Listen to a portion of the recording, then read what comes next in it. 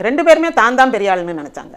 எம்ஜிஆருக்கும் தன்னுடைய அந்த சுப்ரீமசியை விட்டு கொடுக்கறதுல எந்த காலத்திலையும் அவர் எந்த காம்ப்ரமைஸ்க்கும் உள்ளானதே கிடையாது. அவர் அரசியலில் இருந்தாலும் சரி, சினிமாவில் இருந்தாலும் சரி. ஏன்னா அதற்கான முயற்சிகள் அவர் நிறைய எடுத்திருக்கார்.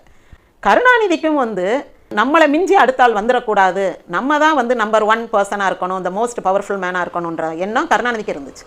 அப்போ 2 பேருக்குள்ளேயும் அந்த ஒரு ஐடென்டிட்டி கிரைசிஸ் வருது. அண்ணா இருக்கும்போது எம்ஜிஆரை அக்செப்ட் பண்ணிக்கிட்டாரு.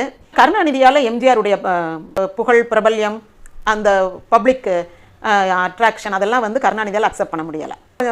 பொறாமப்பட்டாருன்னே சொல்லலாம். அதில் ஒளிவு மறைவே கிடையாது.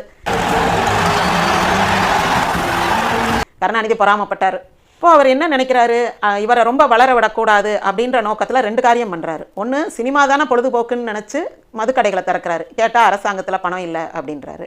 இன்னொன்று என்ன செய்கிறாரு, மூக்க முத்துவை எம்ஜிஆர் மாதிரி நடிக்க வச்சு எம்ஜிஆருடைய நடிப்பை க்ளோஸ் பண்ணலான்னு நினைக்கிறார். இது ரொம்ப அபத்தமான முயற்சி, அவர் செய்த முட்டாள்தனமான முயற்சின்னு சொல்லலாம். இந்த 2 வகையிலையுமே கருணாநிதி எம்ஜிஆருக்கு எதிராக நேரடியாக செயல்பட்டார்.